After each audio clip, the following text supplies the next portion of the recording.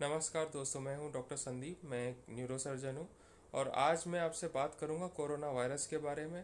जैसा कि आप सब लोग जानते होंगे कि इंडिया में फिर से कोरोना वायरस आग की तरह फैल रहा है और हॉस्पिटल्स में बेड्स की कमी हो गई है। और अगर बेड मिल भी रहा है तो पेशेंट्स की केयर ठीक से नहीं हो पा रही क्योंकि वर्कलोड इतना ज़्यादा है। तो इसलिए मैं स्ट्रेस देना चाहूँगा कि जो पेशेंट्स माइल्ड इन्फेक्शंस हैं और जो कि जिनको हॉस्पिटल केयर की अभी ज़रूरत नहीं है, वो अपना इलाज घर पे भी कर सकते हैं।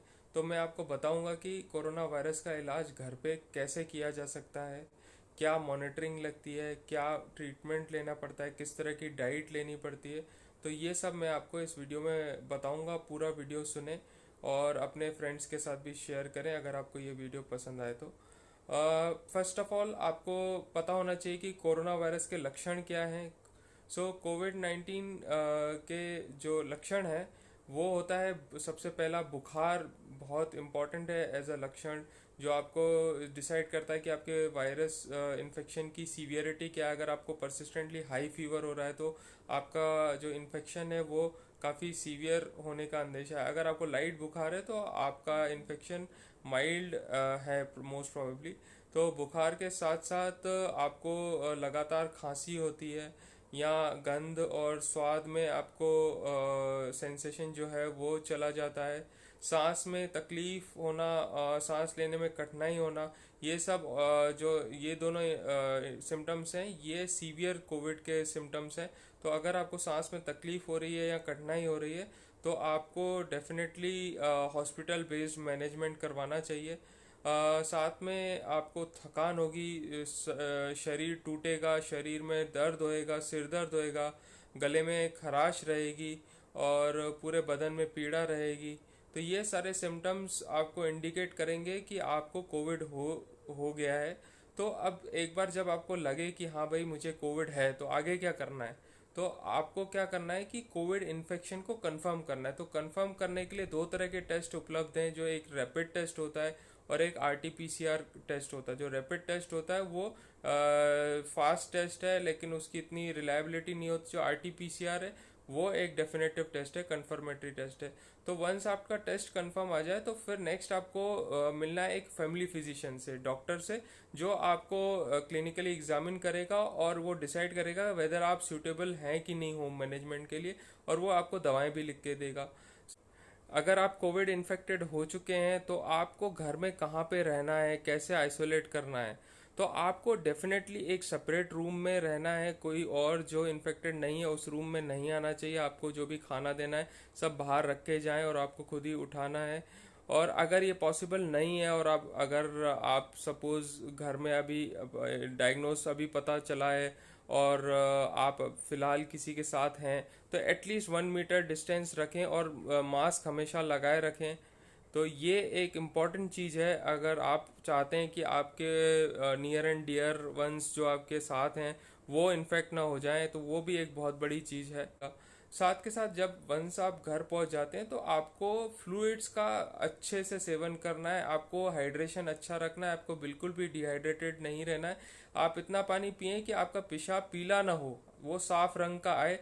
तो ये एक इंडिकेटर है कि आप अच्छे से पानी पी रहे हैं। और कई लोग सोचते हैं कि कोरोना वायरस में घर में बैठे हैं तो वो लोग शराब का सेवन करते हैं, तो शराब से बिल्कुल बचे रहें। शराब से कोविड 19 का संक्रमण जो है वो बढ़ जाता है।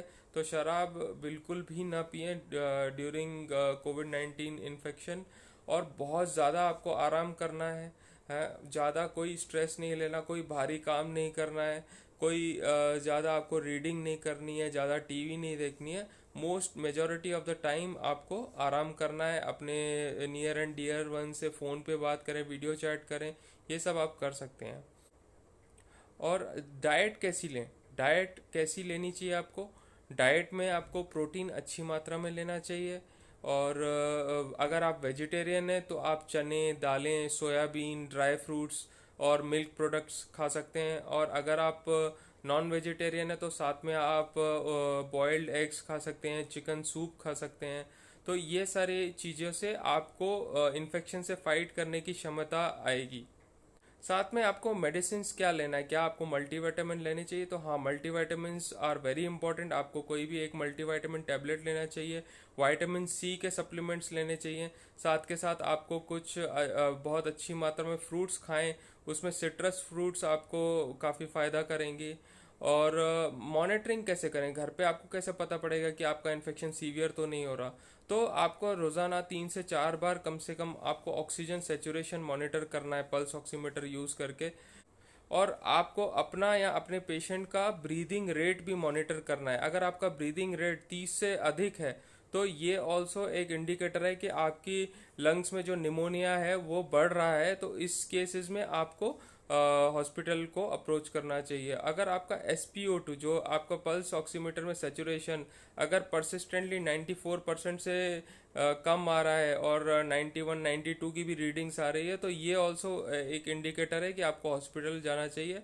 अगर आपका सेचुरेशन पहले से ही 94 रहता था तो जो ड्रॉप रहता है 3% से ज़्यादा अगर ड्रॉप होता है तो आपको अगेन इट इंडिकेट्स कि आपका इन्फेक्शन बढ़ रहा है। तो उस केसेस में आपको हॉस्पिटल जाने का एक इंडिकेशन है। और आप अपनी जो सिम्टम्स हैं, जो बॉडी पेन है और जो फीवर है, माइल्ड फीवर है, उसके लिए आप ओवर द काउंटर दवाएं ले सकते हैं। उन दवाओं में आपकी पैरासीटामोल है, NSAIDs में से आपकी आइबुप्रोफिन जो कि कॉम्बीफ्लेम या फिर फ्लेक्सॉन, ये टैबलेट जो होती हैं ये आपके फीवर को भी घटाएंगी, आपकी जो बॉडी पेन है उसको भी घटाएंगे। तो ये आप खुद से भी ले सकते हैं। या फिर सबसे बेहतर रहेगा कि आप एटलीस्ट एक बार एक फैमिली फिजिशियन को दिखा दें और उससे अपना एक पर्चा लिखवा लें और सारी मेडिसिन लिखवा लें। तो ये एक बेटर ऑप्शन रहेगा।